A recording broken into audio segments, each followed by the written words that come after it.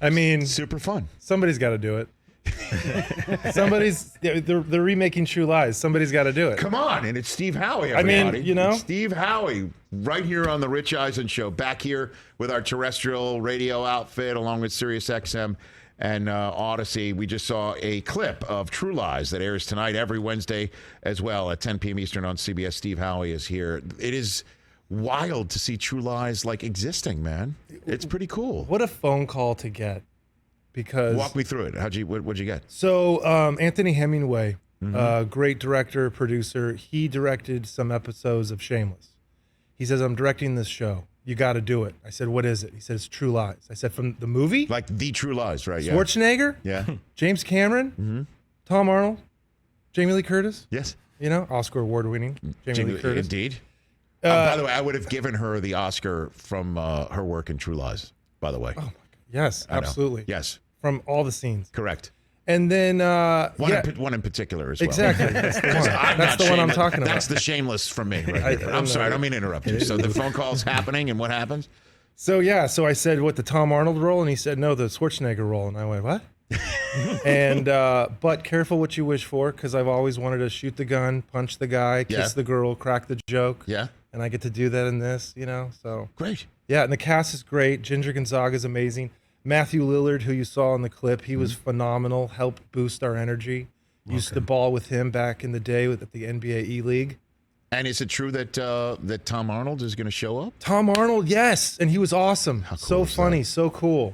And it's really cool that your best performance is like a blockbuster hit action flick directed by James Cameron. That is incredible. Yeah, he was great. He gave us the blessing. So have you and Arnie conversed about this? Have you and Schwarzenegger? Oh no.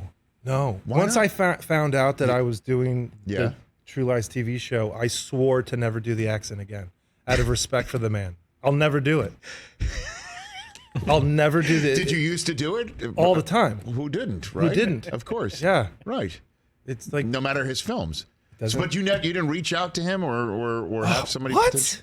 Are you crazy? I don't know. I would have reach out to him. Yeah. I'm horrified that he even is aware of it. Keep it away from Why? Because he's an icon and I grew up with him. Okay. I saw Conan in the theater. I saw Terminator in the theater. Yeah. I saw True Lies in the theater. Yes. And now I'm doing his role in the TV show version. They knew I wasn't an Austrian bodybuilder. They hired you anyway. They hired me anyway. Right. Not as swole, little taller, but it's a blessing. It's a dream come true. We had so much fun. Fantastic. The cast is awesome. I hope people tune in and like it. So, am I wrong to say that I believe Schwarzenegger's best movie is The Running Man?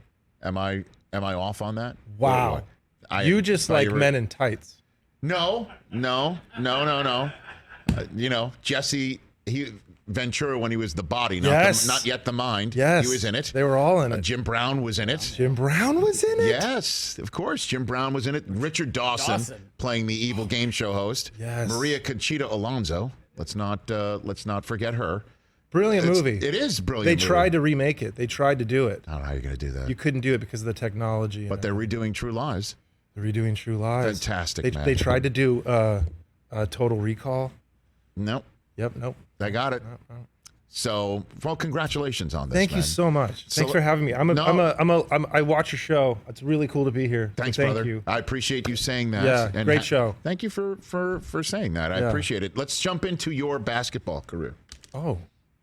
Put it up, Mr. Hoskins. Who is this young man from Northeastern Junior College in Sterling, Colorado? Whoa! Who is number 44 in your program? Yo, look at those socks. Number 1 in your heart. Well, the socks meet the shorts. Look at I gotta those be honest socks. with you. I don't know what's going on with the knee highs. Wow. What are we looking at, Steve Howey? What do we have here? We're looking at a dude who wore 44. Huh. I played shooting guard. Okay. On offense, and I played power forward on defense. Oh, so you had the sharp elbows? Is that what you're doing? I had low center of gravity, and I would take dudes' knees out. Look at you. Yeah. But what is with the knee highs on the northeastern basketball team? That was the look. Okay. That was it. 90, what was 7? Okay. 98? Yeah, that was a look back then. That was it. Keith Van Horn. Yep. It was Were you the Keith Van Horn of this team?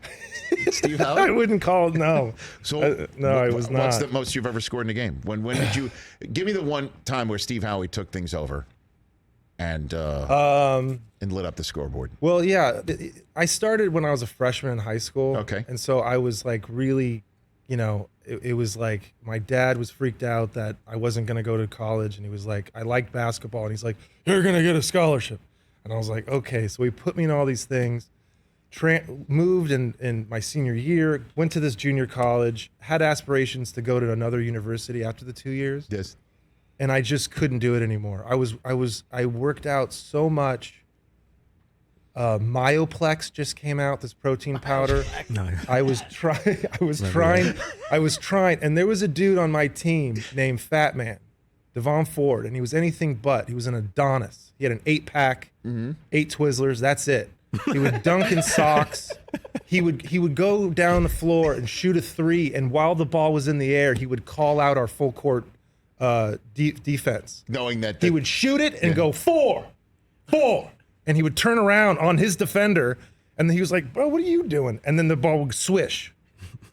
He just couldn't hold a number 2 pencil to save his life. The dude was amazing, but he did play overseas. And if he sees that, I'm sorry, bro. That's just a joke. It's not true.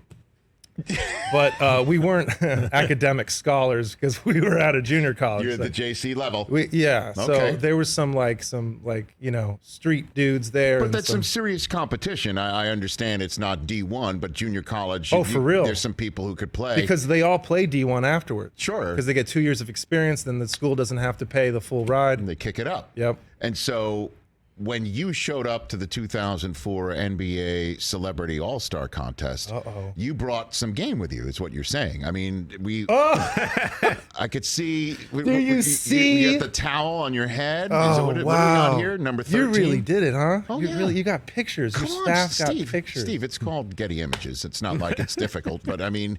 Where did you get these? There you are. Google? It's Okay, do you see the towel on the head? Yes. So Bill Lambier called me the Shaw of Reba because I was on the Reba McEntire show during that time. He's the Shaw of Reba. Look at Steve Howey. That's not Peter Lambier. Bill Walton. Bill Walton, yeah. Bill Lambier. Bill Lambier, by the way, do you know he has a history here in Hollywood, Bill Lambier? What do you mean? Bill Lambier was one of the Sleestacks from Land of the Lost. Fact. Wow. Before he went into his basketball career, they used his height to be, I might be dating myself with Land of the Lost. I'm a 53-year-old man. But there are credits where you see William Lambier on the end of Land of the Lost. When I was on a Saturday morning kid sitting there in Staten Island seeing the Sleestacks, not knowing I would despise one of the gentlemen inside that outfit once he got to Detroit to play basketball to prevent my New York Knicks from going anywhere. But that said, you showed up at the All-Star game. Bill Walton was calling you the Shaw of Reba. Yeah. Now it makes sense that it's Walton instead of Lambier. But Ashton Kutcher was your coach. Is that what I'm to understand? For the day. For the day. He just. What was it like playing in this All-Star game in 2004 in Los Angeles? He didn't have the care to put on a uniform. Yeah, he had not the love of basketball. This. Look at that. He's wearing. Yeah, man, look at that. Frankie Muniz, Bill Bellamy in the house. Look at you and Michael Rappaport right next to him. Is that Shaggy? Yes, it is. Wow. It is Shaggy. What about Kevin Hart? That's Sean Paul. There's Kevin Hart there. Sean Paul? I think that's Sean Paul. Is it? I can't tell. I have horrible eyes. In front of Richard Jefferson? Yeah. Yeah, next to Mark McGrath. Richard Jefferson. And there's Kevin Hart. So you played hoops with Kevin? Kevin. Yeah, Kevin. I was sitting on a couch of his, and this was 18 years ago. Okay. And he looked at me and he said, "I'm going to be the biggest thing in the world." And I was like, "All right, man, whatever." And then our lives just went, and we played Kevin, Snoop, who I was just in a movie in, Day Shift, at the NBA E-League. That was good times. We played at Crossroads High School every Sunday. Brian McKnight would light me up. Brian McKnight, the R&B singer? Yes, he's mean. What do you mean? Oh, he's mean. That dude's ruthless. He would just talk. Can I cuss? Probably not. He would just talk mad smack. Brian McKnight. Yeah. And he Okay. would just like dart a 3 in your eye. And then curse you out while doing it. No, he would just quietly smooth it. I liked it kind of. Because he's smooth and he had game. And Okay. but I had like, I'm way more comfortable as an actor than I ever was as a hooper. Okay. My ego, because my body couldn't do what my mind and soul wanted. Look at you. And so now that I'm an actor, we are all as one. By the way, which is the most Bill Walton thing I think anyone can say. He's the greatest. If we had just written down what you just said and have him read it, the mind and the body couldn't do what my heart was saying, and then I became an actor, and so now good. it's all one. That's so good. He's the best. He's still doing it. Do you watch? I don't know. Every now and then on the NBA League Pass, Walton does his version of the Manning cast on football. Him and Jason Benetti are doing like he just sits there. And the game's coming down to the last second, and you see the game on the right, and he's sitting there just talking about Mount Kilimanjaro is one of the most beautiful mountains to climb. As somebody's like shooting a 3 to try and win a game at the buzzer. Look, if you can do a show while on acid, it's commendable. I mean, I think that we should like praise this man and give him his flowers because he's on ayahuasca and doing a show at the same time. Ayahuasca was a guy who used to shoot an incredible hook shot. Steve Howey here on the Rich Eisen Show from True Lies, which is on tonight. Tonight. 10 Eastern, CBS. every single Wednesday on CBS. Are you from Texas? Is that where you're from? Or you born in Paramount Texas? Plus. So It's on there too. it's I was born in San Antonio Okay. and then grew up in SoCal. okay. So do you have a specific team? Any teams that you root for? Anything like that? Or no, not really? No, man, like, You're a nomad? Yeah. Okay. I like the Cowboys just because my brother was a fan forever. All right. UCLA, USC was always fun. Okay. I've hooped with the O'Bannons. Remember them? Of course. Yeah, so that's some camp. So that was cool. Hooping with the O'Bannons sounds like a great TV show, by the way, as Hooping well. with the O'Bannons. Well, You've done it. Fantastic. if it's too much work, I don't want. I'll just hire me and tell me what I have to memorize. I stand here. Let's do it. I do that. I love acting. Yes. But once they say Yeah. action, and then right when they say cut, I'm like, ugh, what do we do now? Gotta go back to the real world. Oh, yeah. But Okay. this show that True Lies Yes. at Wednesday, Yes. 10 10 9 o'clock. Central, Yeah, tonight. tonight on CBS and Yes. Paramount Plus, Yes. was one of the hardest things I've ever done and one of the most enjoyable. Okay. Why Yeah. not? It was just, careful what you wish for because you just might get it. Yeah, yeah. This action stunt thing, give it to the stunt people. They're a different breed. They want to do it, and then they know they're going to get hurt, and they still do it. I didn't know that. I didn't know stunts meant hurt, pain, broken. I pulled my left quadricep. I snapped my finger back and broke that. What the hell? I hurt my back. I went to I'm going to name drop right now. Go for it. But I went to the John Wick 4 premiere, which is the most insane stunt movie I've ever seen. Keanu Reeves is an alien, and it's relentless. Just go see it. It's awesome. I was sitting next to Bob Odenkirk, Okay. and he did Nobody with the same kind of stunt team. Right. And I was telling him, and he's like, yeah, no. He's like, let the stunt guy do it. And I'm like, yeah, well, I didn't know that. I wanted to do it. I wanted to do the stunt. So this True Lies was really cool because it was the first time that I really got to do all my stunts. Not all. Right. The stunt guys were amazing. They go through real glass. I didn't know if you knew that. Real glass. Real glass. How about that? And the thicker the glass, like this wall, Yes. they'll charge it with an explosive. Oh. So it shatters but they land on real glass. And every time they come up bleeding, cut. Didn't know that. I didn't know that either. Now I do know that. These are all true. These are not true lies. These are true truths We right don't here. do our own Lying stunts, truthfully. So you did all your stunts in Shameless? Yeah. Is this? You look good, man. Insecure. You're fine. What are you insecure about? It's so funny. Before we come on the air, and he's like doing something here with his we go. hair. No, he did something with your hair, and CBS I'm like, is gonna love this. No, I said, boy, I would love to have whatever problem you think you're having right now. Yeah, for real. No, I know. The thing is, though, is I'm on the off season. You know, we had a good season. I'm in the off season now. I'm doing. Once I get back into preseason. Okay, that's when you're going to get for season 2. Have we been picked up yet? What do we do? Your mouth to God's ears. Okay, I very don't. good. You know. All right, you were in a hell of a run on Shameless, though. 11 seasons. You must get that all the time, walking around and walking about, right? And then 6 seasons of Reba before that. Right. And so now I have parents and their kids. Coming up to you. Yeah, like not kids, like Sure. young kids, but like 20-year-olds. I call 20-year-olds kids. Who comes now. up to you and talks to you about Shameless? Some of the smartest people I've ever met in my life. Like really, like cool people. Right. They're like, I was standing in line at the Grammys, and this kid was like, "Oh man, hey, I really liked your show, Shameless. You're one of my favorite characters." And I was like, "Oh, cool, man. Thank you so much. Who are you? What's your name?" He's like, "Oh, hey, I'm Steve Lacy." And I'm like, "Steve Lacy, the musician?" And he's like, "Yeah." And I'm like, "Dude, I have your song in my phone. I'm so sorry. I didn't know." He's like, "Oh no, it's fine." He's so gracious and humble. Okay. Yeah, and people really loved that show because I think Shameless, they were, you either feel better about the way you were raised watching that show, or you relate to it so well that you're like, that's my life. And so it's a win-win It works situation.